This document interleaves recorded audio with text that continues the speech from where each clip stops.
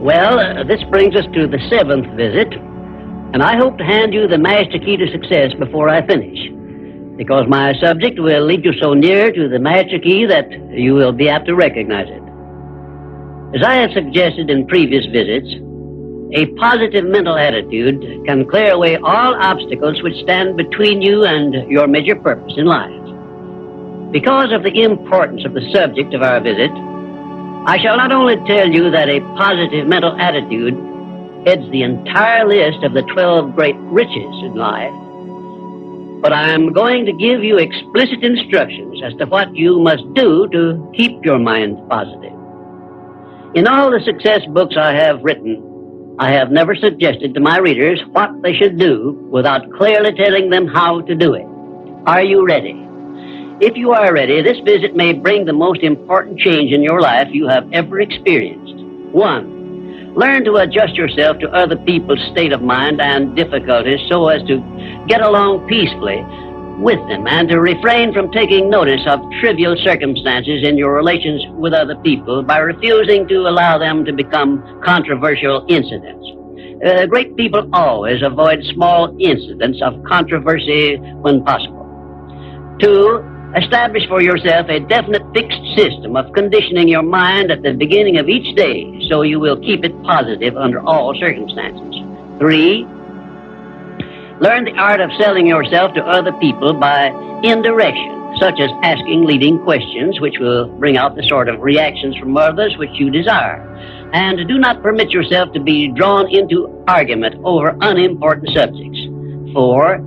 Adopt the habit of having a good hearty laugh every time you become irritated or angry, and it will help you if you begin each day with 1 minute of hearty laughing. This will change the chemistry of your brain and start you out with a positive mental attitude. However, you had better get out of sight when you take your laughing exercise.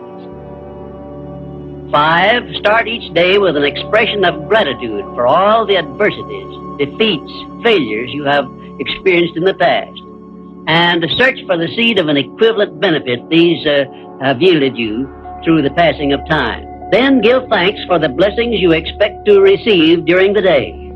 6. Learn to concentrate your attention on the can-do portion of all of your problems and desires and start action where you stand in carrying out this portion. No matter what may be your problem or your desire, there is always something you can do right now that will help you. Find out what this something is and do it. 7. Learn to transmute all unpleasant circumstances into immediate action which calls for a positive mental attitude, and make this a fixed habit.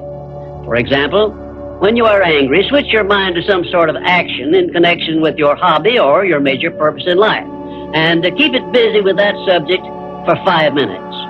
8. Recognize that every circumstance which influences your life, whether it is a pleasant or unpleasant circumstance, is grist for your mill of life, and so use it to make it pay you dividends in one form or another, remembering, meanwhile, that your strength grows out of your struggles. Follow this instruction, and you will soon learn that there is no such thing as an unprofitable experience. 9. Look upon your life as a continuous process of education, of learning from all your experiences, good and bad, and be always on the alert for gains of wisdom which come to you a little at a time in both your pleasant and unpleasant experiences. 10. Make the world over to fit your own pattern if you choose, but begin with yourself in some sort of self-improvement which will make you more open-minded, patient, and generous in your relations with others. 11. Express gratitude twice daily for your recognition of the fact that you have been given complete control over your own mind, and ask for guidance in order that you may use this profound gift wisely in all your thoughts and acts. 12. Go out of your way daily to comment enthusiastically on the good qualities of those with whom you live and work, but do not mention their negative qualities. Then observe with benefit to yourself how quickly others will begin to concentrate on your good qualities.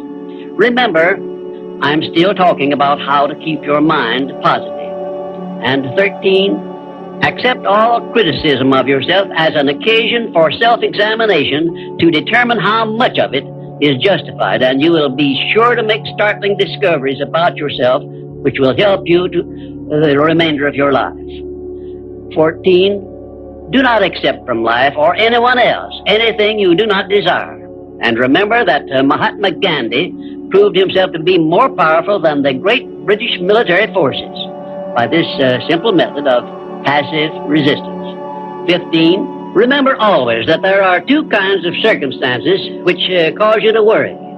Those you can do something about, and those you can do nothing about. Nothing, that is, except to use passive resistance and refuse to permit them to worry you. 16. Keep your mind eternally engaged in thinking of that which you desire most, your major purpose in life, so no time will be left for you to waste on thinking of that which you do not want. And let me digress here while I tell you we are now rubbing elbows with the great master key of success this very moment.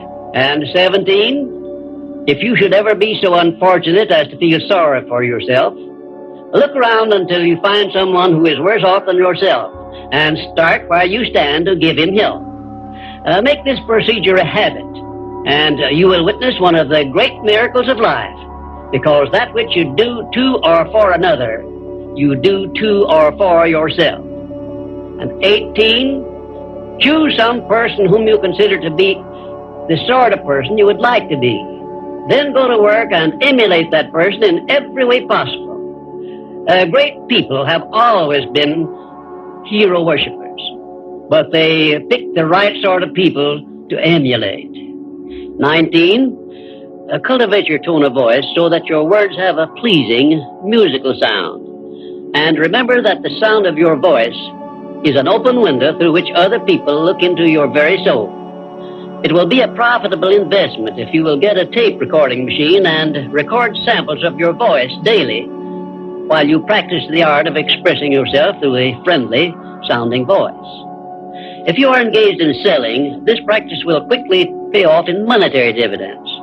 20, last but by no means the least, write out this sentence and paste it in a prominent place where you work and on a mirror where you see yourself in your home. Whatever the mind can conceive and believe, the mind can achieve. Remember also that you are the only person who can provide you with a positive mental attitude. What are you going to do about it? On your answer to this question rests your entire future.